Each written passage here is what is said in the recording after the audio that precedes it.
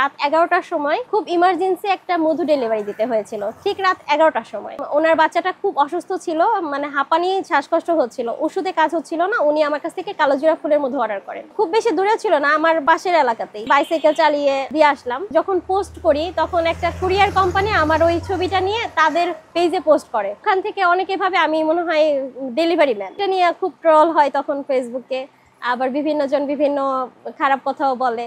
আবার অনেকে আমাকে নক করতে থাকে যে আপনি ডেলিভারি কাজ করেন, কিভাবে করেন, আমাদের কাজ করবেন কিনা, এরকম এক্সপিরিয়েন্স আছে। এছাড়া ফরিদপুরেও ফেসবুকে বেশ আমাকে নিয়ে কয়েকজন মোল্লা হুজুর টাইপের, সরাসরি হুজুর না, তারা দাড়ি টুপি রাখলে তো হুজুর হয় না, ওনারাও ফেসবুকে বেশ ট্রল চালিয়েছে।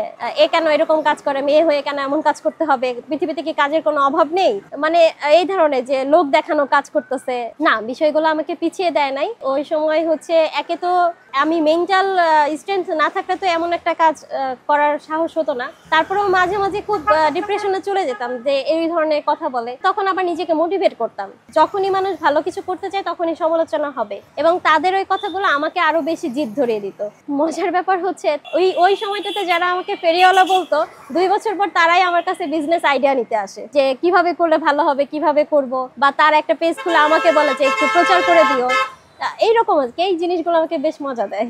ছোটবেলা থেকে ইচ্ছা ছিল মানে নিজে কিছু করব, কখনো চাকরি করব, এই জিনিসটা আমার ভাবলে কেন যেন মানে নিজ থেকে খুব খারাপ লাগতো। যেহেতু আমি ল্যাবে পড়াশোনা করেছি, ছোটবেলা থেকে কেমিস্ট্রির প্রতি বেশ একটা আগ্রহ কাজ করতো। তো সেই ক্ষেত্রে যে আমি নিজে একটা ল্যাব দিব এবং আমার ওখানে অনেক কর্মী থাকবে এবং ল্যাবটা হবে অত্যাধুনিক, এমন একটা ইচ্ছা ছিল। সেই স্বপ্নটা পূরণ হয়নি। আমি জব করতাম as a medical lab technologist. তখন হচ্ছে আমার বাচ্চাটা অনেক ছোট ছিল, যে ওকে রেখে চাকরি করাটা সম্ভব হচ্ছিল না। এই কারণে হচ্ছে আমার চাকরিটা ছাড়া। চাকরি ছেড়ে বেশ 6-7 মাস আমি খুব ডিপ্রেশনে চলে গেলাম। জীবন মানে অনর্থক, মানে অর্থহীন হয়ে গেছে এমন। তখন ভাবলাম যে আমি নিজে কিছু করব।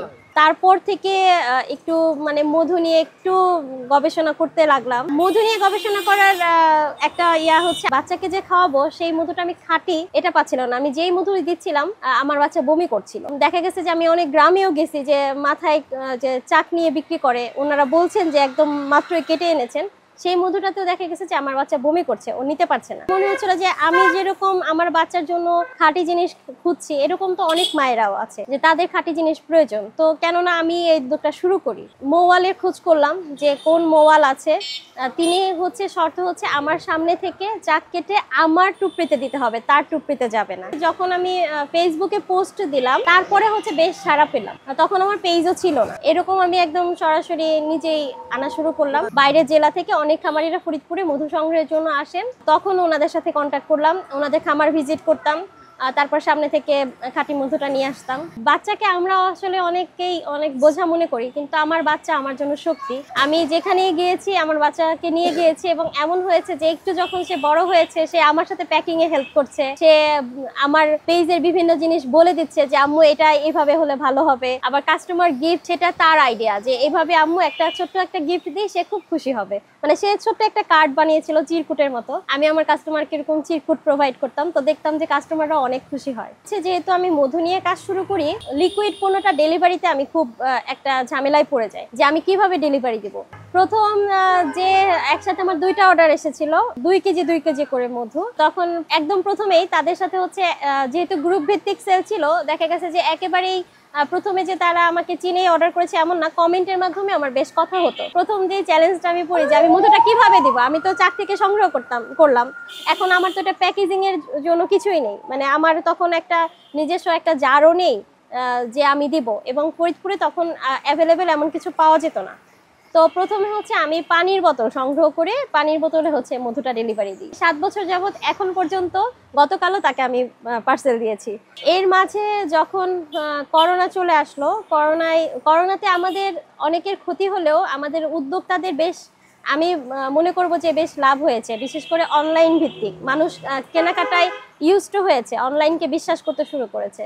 তো তখন যখন কোভিড আসলো, তখন মানুষ মধুর দিকে বেশি ঝুঁকলো।